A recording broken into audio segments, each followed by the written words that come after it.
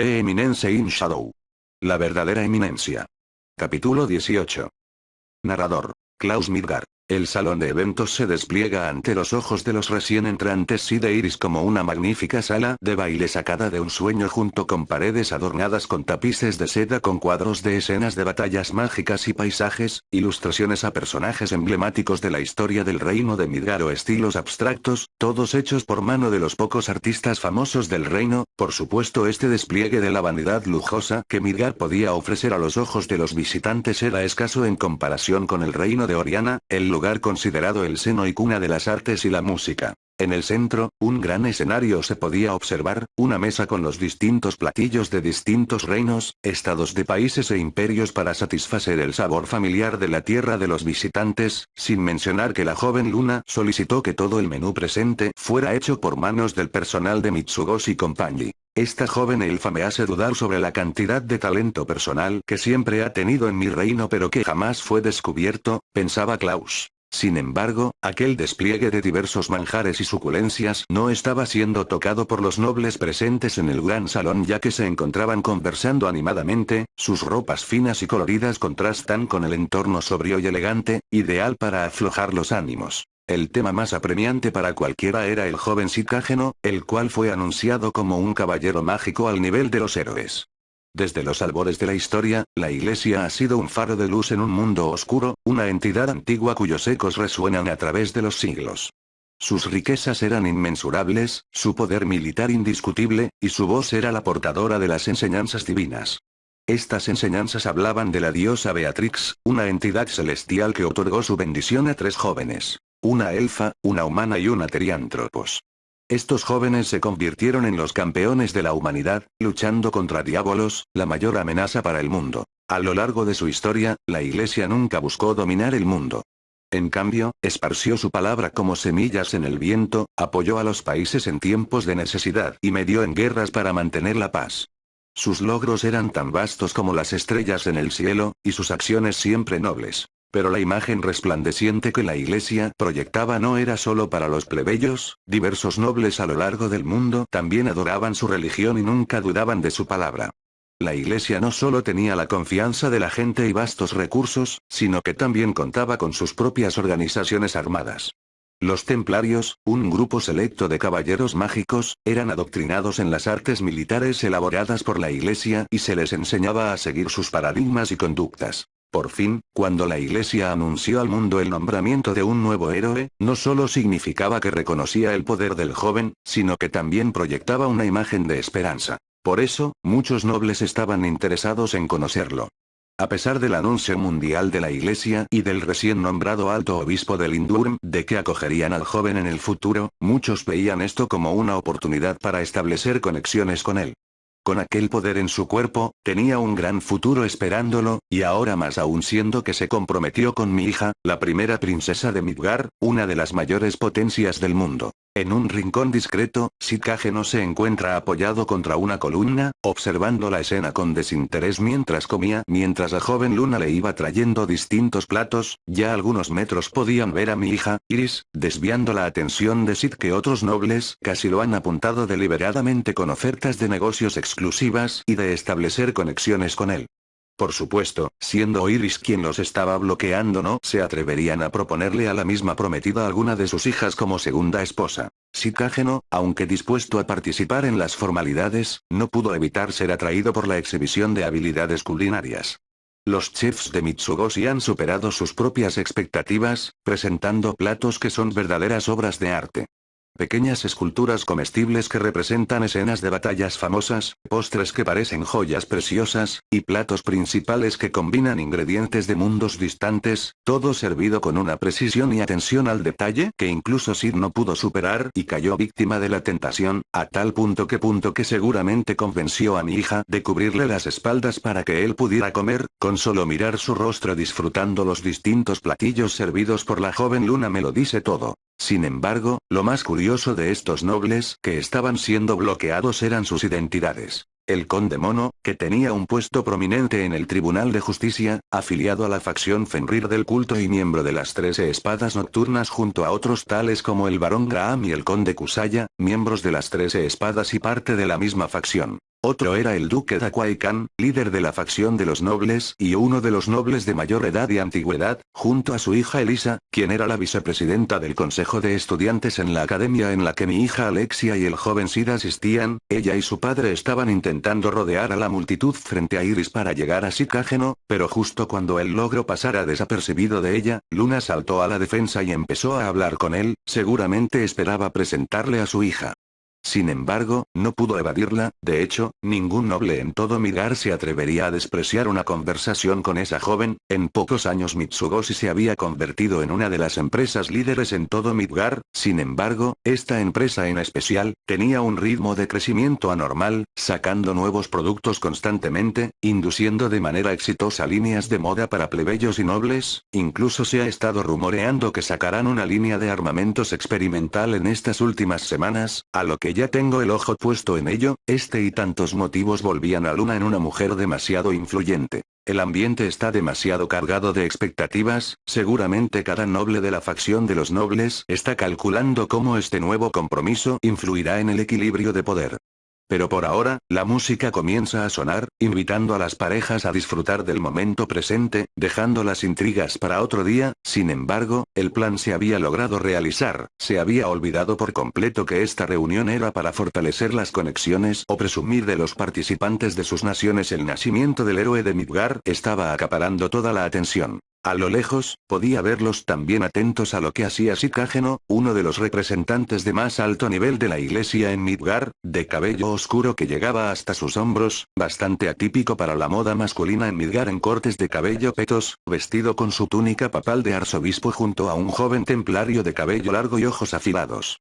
Mi rey, dijo alguien a mi espalda. De cabello rubio y puntiagudo, vestido con una armadura mágica que potencia todos los atributos físicos en el cuerpo, era el jefe de mi guardia personal y viejo amigo de la infancia, Toshinori. ¿Sucede algo?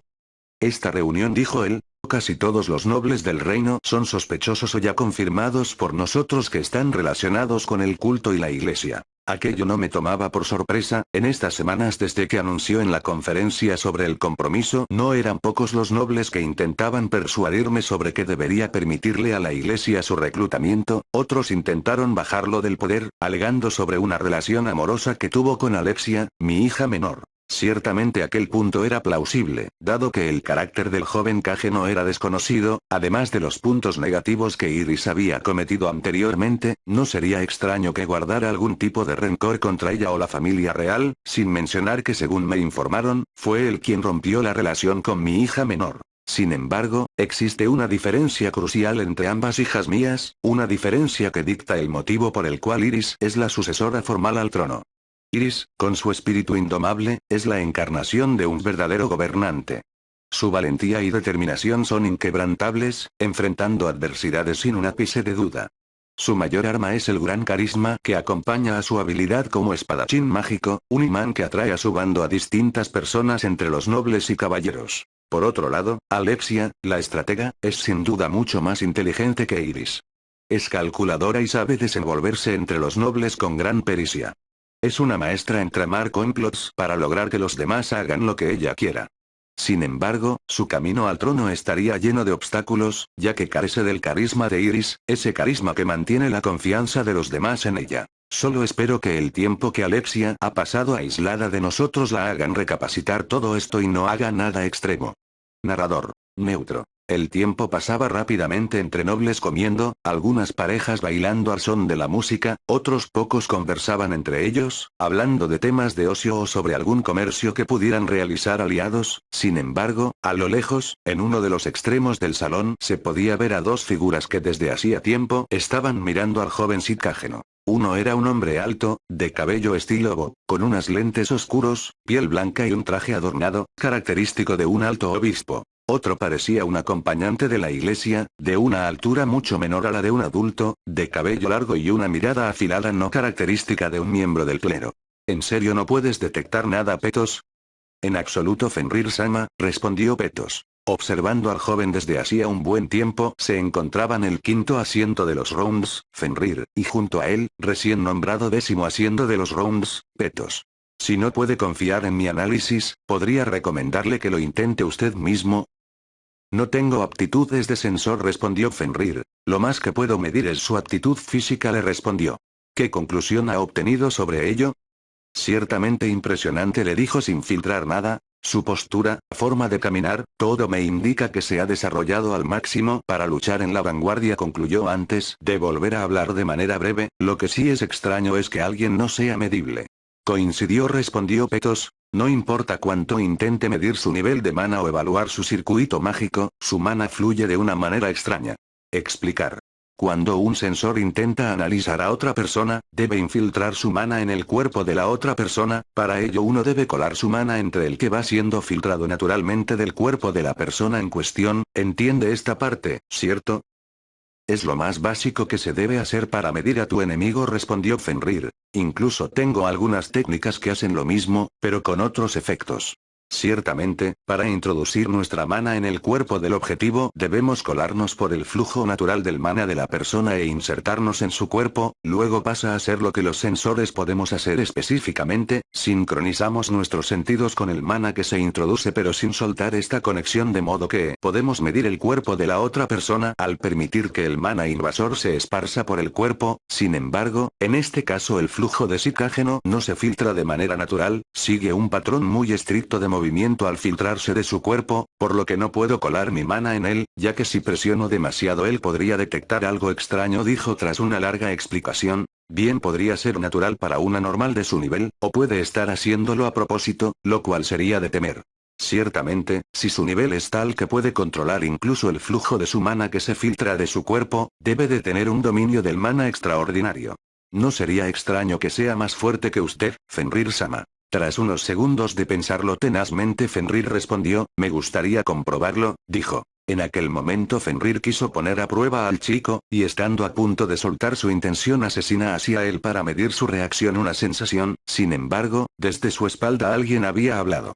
Deberías cuidar tus acciones, Fenrir. Eso fue sorprendente tanto para Fenrir como para Petos, un sensor consumido. La tensión en el aire era palpable, como una cuerda de violín tensada al extremo, lista para que al menor estímulo se desatara una batalla. Fenrir, con su vasta experiencia forjada en innumerables batallas, no necesitó más que una mirada para concluir que el elfa frente a él no era una broma. Su simple presencia al aparecerse así podría ser similar a una espada desenvainada en un salón de paz. Bien podría haberlos matado hace unos segundos sin dejar testigos que pudieran contar la historia. Petos, por su parte, intentaba medirla, una costumbre arraigada en cualquier usuario de mana con habilidades de sensor. Pero su intento era como tratar de capturar humo con las manos. No había nada que medir, nada que sentir. Era como si ella saliera una sombra, algo visible pero no medible. A su vez Fenrir detectaba otras cosas en ella, usando los mismos parámetros que usaba en cualquier usuario de mana, podría determinar si habían cruzado o no el límite de lo que el cuerpo físico les permitía, lo que le permitiría entender la experiencia, fortaleza mental y capacidad física máxima de la persona en cuestión. Finalmente, en solo un segundo de verla comprendió que esta mujer ya estaba en el límite o más allá de lo que su cuerpo podría manejar de manera ordinaria. Es peligroso. Fue entonces que con cautela le preguntó, ¿necesitas algo de mí? La elfa, cuya sonrisa inquietante no había cambiado, le respondió, determiné que era hora de presentarme ante el mítico diablo de Midgar, dijo, inclinándose levemente en forma de saludo, una reverencia que contenía más amenazas que cortesías. Esa mirada que tienes ciertamente expresa lo que sientes, replicó Fenrir, su tono era un desafío.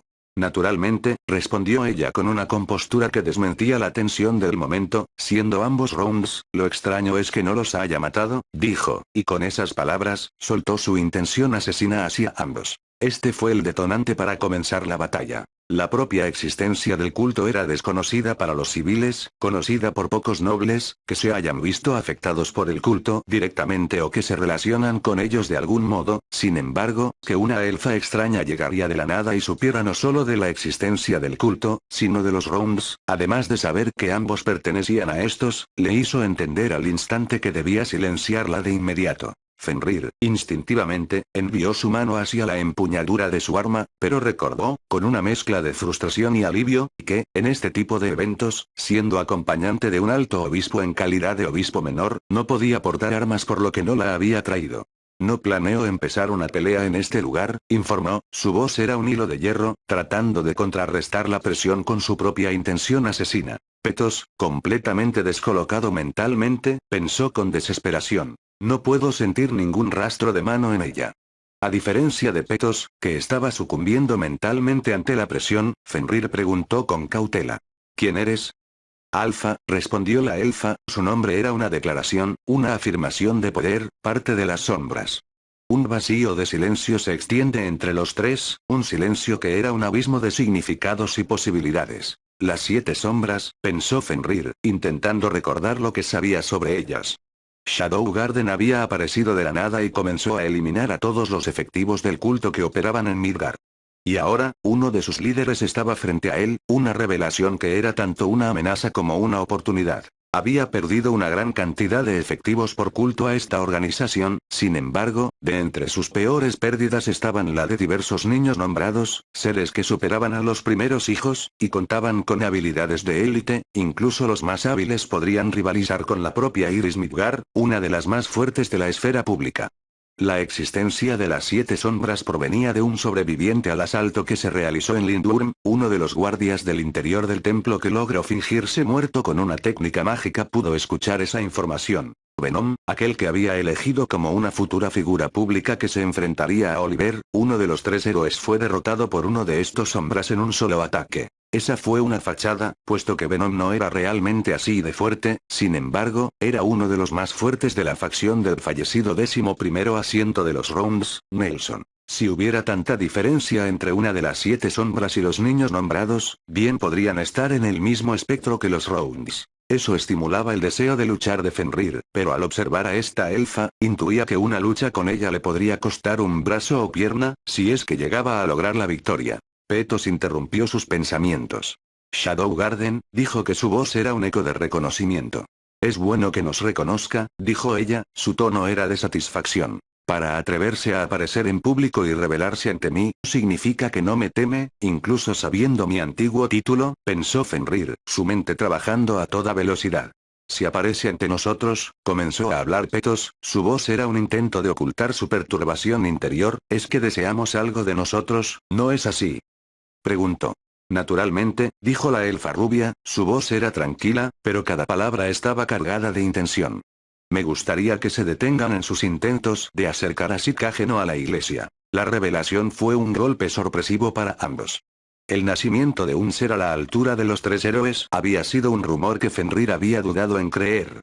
Pero ahora, con la confirmación de la elfa, las piezas comenzaban a encajar en un rompecabezas, que era más grande y más peligroso de lo que había imaginado. Fenrir, cuya mente siempre estaba en movimiento, como un depredador acechando a su presa, reflexionó sobre las implicaciones de las palabras del elfa.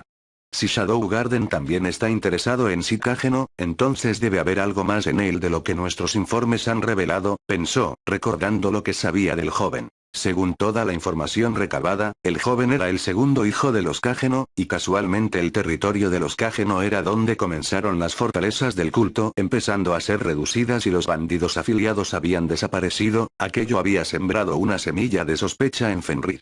¿Podría ser este joven un agente de Shadow Garden?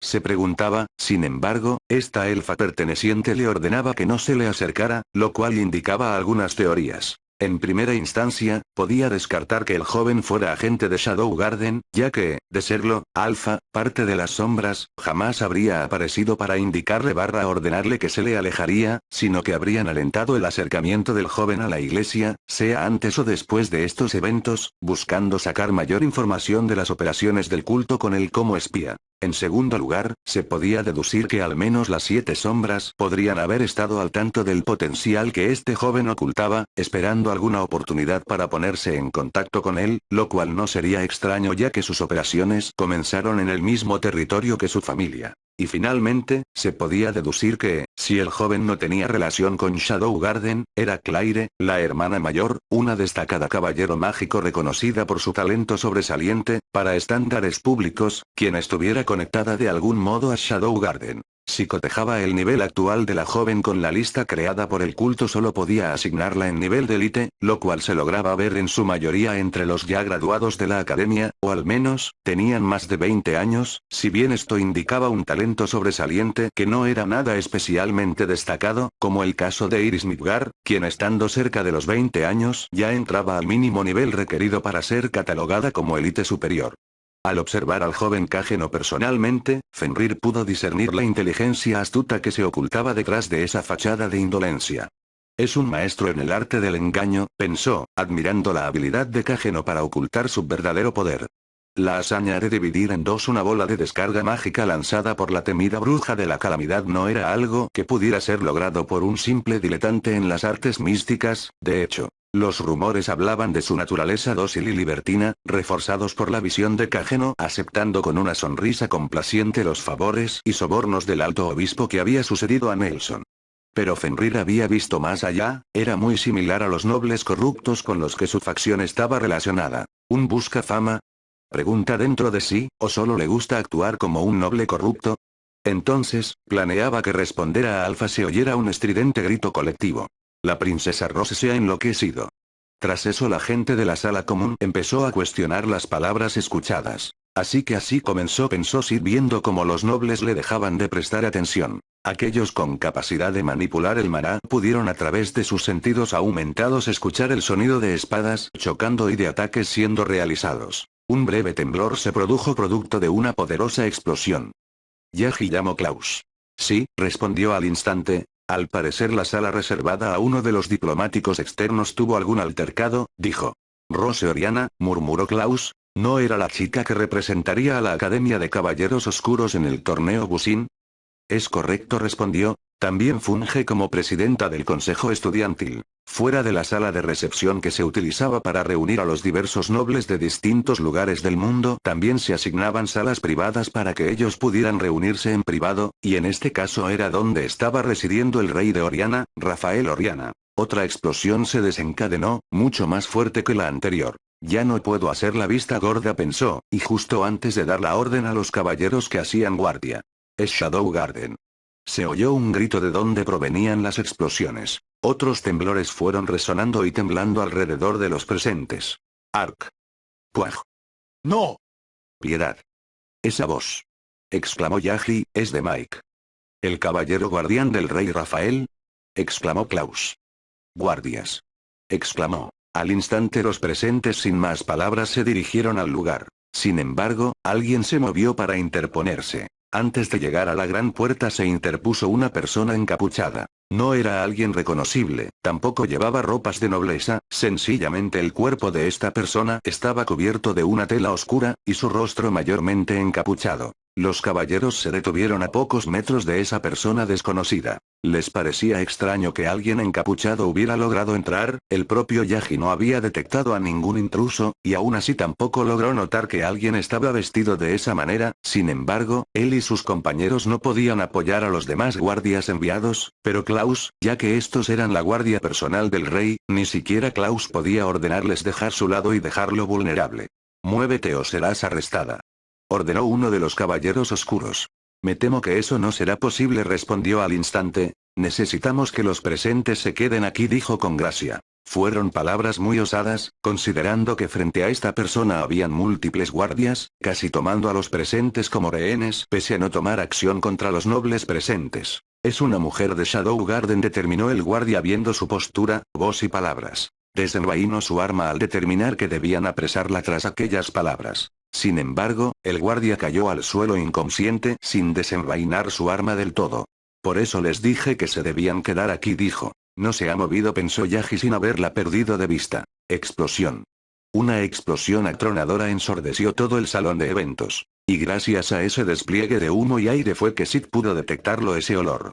A su vez, Iris no perdió el tiempo en acercarse a su prometido, iré a ver qué sucede, espérame aquí. Y sin esperar a que le respondiera Iris, rápidamente se acercó a uno de los guardias. Préstame tu espada. El guardia se sorprendió, pero el repentino pedido no dudó en soltar la vagina de su cinturón y se la ofreció a su princesa. Iris procedió a desenvainar la servirá pensando midiendo detenidamente cuánto mana podía soportar el arma de uno de los capitanes de los guardias y sin más dilación se acercó al lugar de donde procedía el humo. A su vez, la persona encapuchada no le dijo que retrocediera, con solo una mirada entendía que la joven primera princesa no aceptaría un no por respuesta, ya que conocía muy bien su personalidad. Solo lo diré una vez dijo Iris levantando la espada muévete. Sin embargo, aquella miembro de Shadow Garden no respondió a la orden, a modo de respuesta levantó su mano y de ella se fue extendiendo una extraña forma gelatinosa de color negro frente a sus ojos. Frente a Iris, aquella extraña gelatina fue tomando forma, se fue alargando hasta unos 45 centímetros en su estimación, la mano de la encapuchada se apretó dando forma a una empuñadura sólida. La forma gelatinosa se iba reemplazando mediante compresión, formando una hoja oscura unida a la empuñadura. Aquella extraña daga creada carecía de adornos, en su vida, Iris jamás vio aquella extraña daga o algo similar que permitiera crear un arma. Y lo más destacable eran unas extrañas extensiones largas y se retorcían formando casi un círculo unido, sin embargo, aquella extensión se tenía a un poco de distancia de la hoja creada. No hubo más palabras por parte de Iris, tomó su postura de batalla y justo antes de atacar. Me adelantaré. Grito repentino Sid que corrió a toda velocidad hacia la encapuchada. Habiendo tomado por sorpresa a la persona encapuchada, Sid corrió hacia ella sin dudar, causando que por instinto ésta se preparara para atacarlo, sin embargo no logró atacarlo ya que éste desapareció de la vista de esa persona, y apareció a unos metros de distancia. ¿Movimiento flash? Pensé que Iris estaba viendo aquella técnica que ya conocía. No, eso no fue movimiento flash concluyó Iris. La característica fundamental en esa técnica consistía en fortalecer el cuerpo mediante el flujo de mano en el cuerpo completo, en las piernas para ejecutar el movimiento a alta velocidad, y en el resto del cuerpo para resistir la alta velocidad a la que se movería. Sin embargo, por obligación, existía una cantidad mínima de mana que debía ejecutarse en el cuerpo para realizar la técnica en batalla, sin embargo, Sid no usó casi nada de mana, y aún así logró desaparecer de su vista y aparecer sin hacer el más mínimo rastro de ruido a 2 metros de la encapuchada. Gracias por la distracción querida. Gritó mientras seguía corriendo. Ok, ¿en serio tenías que decir cosas melosas en este momento? Pensó Iris quien no dudó la distracción generada por Sid en la encapuchada para atacarla. Sin embargo, no fue suficiente, su ataque fue contrarrestado sin problema alguno, el ataque de Iris quedó atascado en una de las extensiones de la extraña daga que tenía su adversaria. Si Alpha Sama estuviera aquí y escuchara a nuestro señor decirle querida a otra mujer, no quiero pensar en ello, pensó la enigmática encapuchada. Fin del capítulo.